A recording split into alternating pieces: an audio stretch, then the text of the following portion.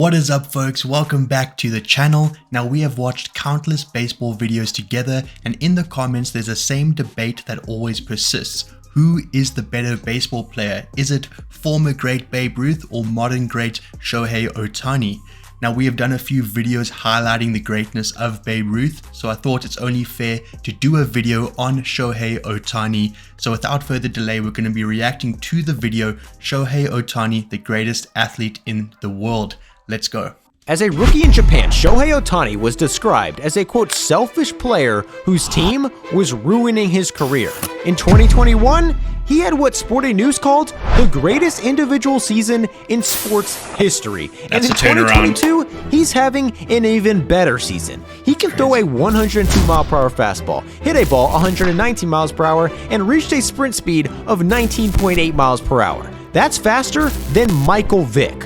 When coming to America, he voluntarily lost close to $200 million just to play Major League Baseball. In Japan, he gave his entire salary to his mother so she could manage it. She gave him an allowance of $1,000 a month. After 2 years, he saved $20,000, meaning he spent $4,000 in 2 years. His salary was $2.4 million a year. Ohtani doesn't do anything except baseball and has a borderline psychotic obsession with becoming the best athlete in the world. And right now, not a single athlete in any sport even comes close. Just compare. So I'm just going to pause it here momentarily just to highlight something that is so remarkable about Ohtani. So in these sports, generally you have a very specialized role. You know, in the NFL, if you're playing American football, if you're the quarterback, you know, you got to be great at passing. If you're, a running back, you got to be great at running different routes, or the receiver, whatever. But in baseball, for him to be a great hitter, a great pitcher, a great runner between bases is almost unheard of. And I think that's why he's been garnering so much attention, so much praise from people, because he's a once in a generation athlete. And I think also the comparisons between him and Babe Ruth don't just stem from the fact that they're both great players, but also because Babe Ruth himself started as a pitcher and ended up being one of the best hitters of all time. So they're both great all-round players. You can see where the comparisons start. So yeah, I'll continue it. Compare him to LeBron James, who despite being one of the greatest and most versatile players in a sport that is way less specialized than baseball, has never finished a season top 10 in points, rebounds, and assists. This season, Ohtani is top 5 in the AL in 3 major offensive categories and also 3 major pitching categories. That's crazy. No other athlete in the world can compete because he is a starting pitcher and a designated hitter, making him one of only 2 MLB players in the past 100 years to do that. Since the 90s, there have been 6 MLB players who also played in the NFL. Meaning, if Ohtani was the league's best hitter, then played in the NFL during the offseason, that would actually be less impressive. Out of all the players who've done this, Bo Jackson was the best, making an all-star team in baseball and leading the NFL in 3 offensive categories in the same year. But unlike Ohtani, he could only keep up this insane production for 1 year. And according to WAR, Ohtani's 2021 season was more valuable than all 8 of Bo Jackson. To be fair to Bo Jackson, he did suffer some crazy injuries, which definitely cut his career short. If it wasn't for that, who knows how great his baseball and, football career would have been. Some argue that he might have become a Hall of Famer in both sports. So that's just to put some disclaimer on why he only had that, 1 All-Star season in both sports.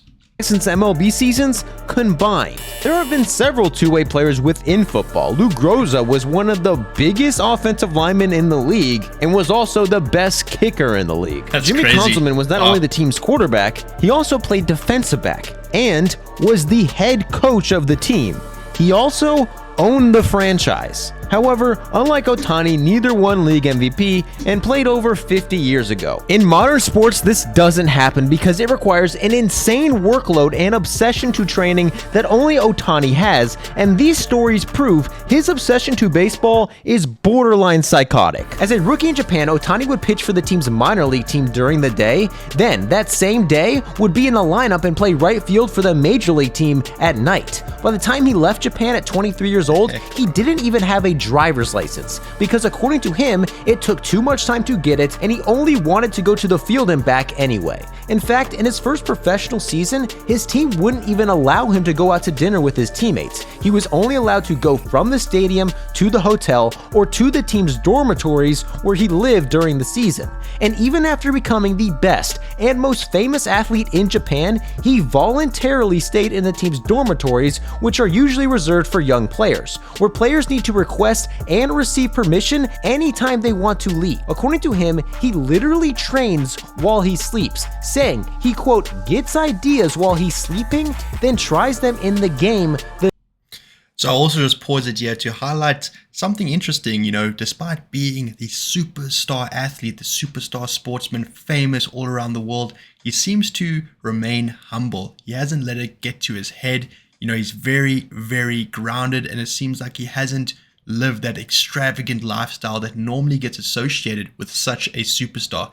And that probably, counts towards his success and why he's been able to develop so much. So definitely kudos to him for remaining grounded despite all the success he's had. The next day, Ohtani has the obsession and competitiveness of Kobe and Jordan, but his on-the-field antics are kind of the opposite. Ohtani is constantly apologizing and waving at people. He threw a ball close to Mark Canha's head. He got pissed and screamed at Ohtani. Ohtani just laughed and apologized. During a brawl with the Mariners, him and his interpreter got in the pile and pulled a player out in the friendliest way possible.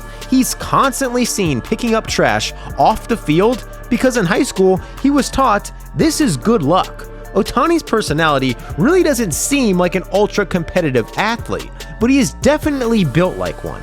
In fact, his raw physical ability made some people call him the best player in the world before he even stepped foot in America, making him arguably a bigger prospect than LeBron James, who is known as being the best prospect in basketball history. But believe it or not, at one point, there was even a prospect in his class ranked higher than him. He ended up playing in the Philippines for the Pure Feud TJ Hot Dogs. Ohtani had no such competition. He set the Japanese record for fastest pitch thrown in high school, set the record for fastest pitch thrown in Japanese history, and hit a home run that literally went through the roof of the Tokyo Dome before he ever even stepped foot in America. MLB prospects are graded on a scale from 20 to 80. Getting an 80 means that you are a Hall of Fame level talent in that skill. It is only given to the top 0.2% of major leaguers. Ohtani got an 80 in 3 different skills, meaning that he has Hall of Fame level talent in power, in speed, and for his splitter. It goes without saying that this has never happened in the history of baseball, where it's universally accepted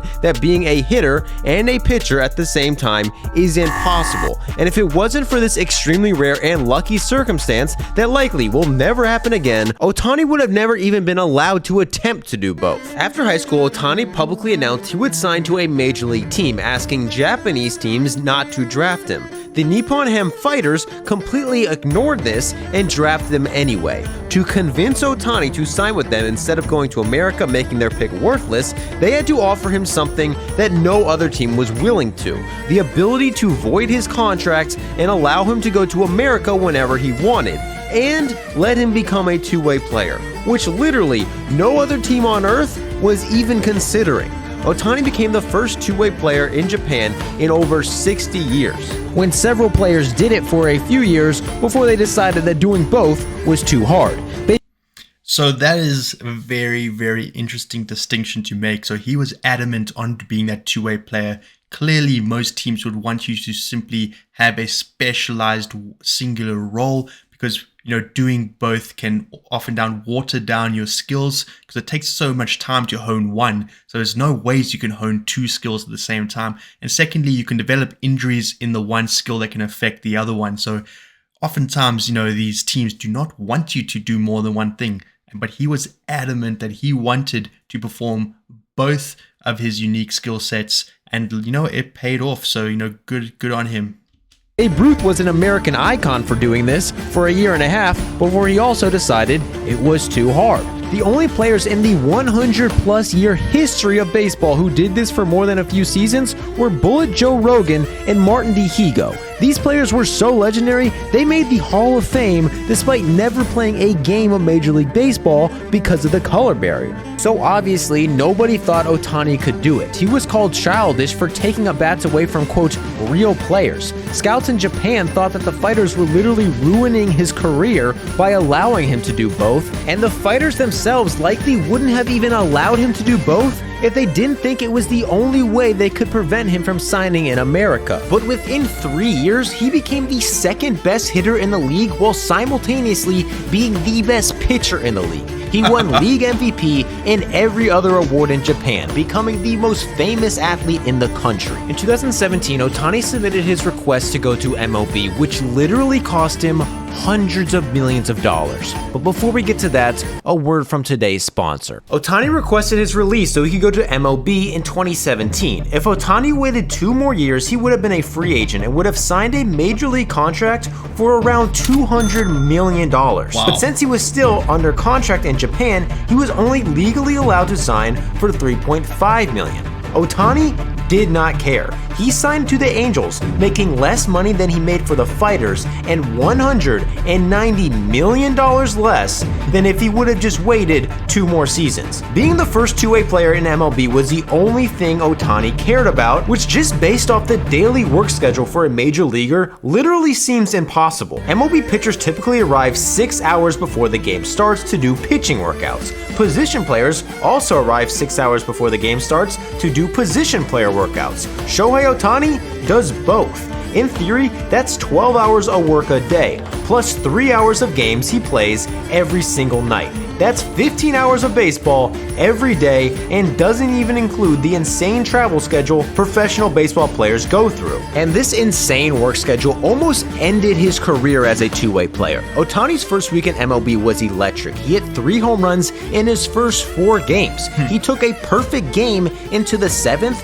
and over his first 2 starts held opposing batters to a .093 batting average. At one point, he was even the betting favorite to win MVP as a rookie.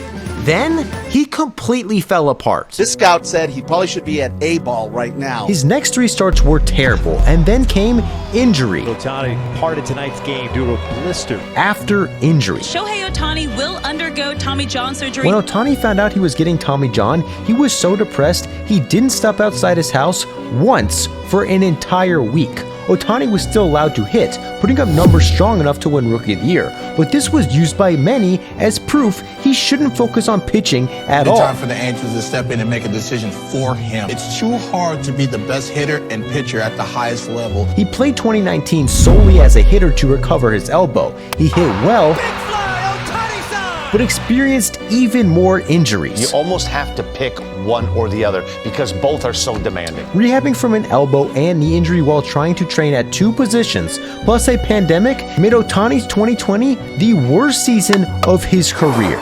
Then, another injury. Tommy John surgery, check. Knee surgery, check. Now an arm strain, check. He's screwed.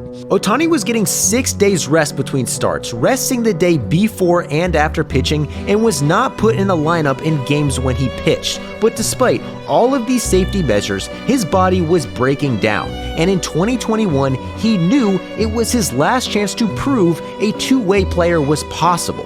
The Angels went with the complete opposite approach. He would get essentially no rest, play every day, and hit and pitch during the same game, giving him a workload never seen in baseball history. And this caused the best season ever seen. He became the first player ever to be selected to the All-Star team twice in the same season, once as a pitcher and once as a hitter. He was selected to compete in the Home Run Derby, had his interpreter catch for it, and donated the $150,000 he won to the Angels clubhouse workers. An All-Star Game jersey signed by Ohtani sold for over $130,000, and it wasn't even game worn. In Japan, every single Angels game was nationally broadcasted, including an alternate broadcast that filmed him the entire game no matter where he was. He won the Silver Slugger Award, the Best DH Award, AP Male Athlete of the Year, ESPY's Male Athlete of the Year, was listed of one of the top 100 most influential people in the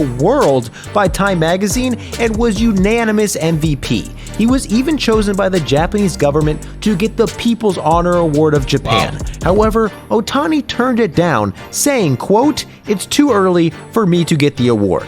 Ohtani's 2021 was ranked as the single greatest season by any athlete in sports history. That's in crazy. 2022, he's already accumulated more WAR than he had in 2021. In an 8-game stretch in June, Ohtani made 2 starts, didn't give up a single run, and struck out an insane 49% of the batters he faced. During this stretch, he also hit 4 home runs and had 12 RBIs. He accumulated 1.8 WAR. That's more WAR than the entire Detroit Tigers offense has all season. Ohtani did it in 8 days. Since 2021, Ohtani has offensive numbers on par with Willie Mays' career numbers, while putting up pitching stats on par with Pedro Martinez's career numbers. He is literally 2 Hall of Fame players in one, making him the greatest athlete on earth. Well, folks, there you have it. A very good, comprehensive argument for Shohei Ohtani being the greatest athlete on earth. And honestly, based on that video, he just might be.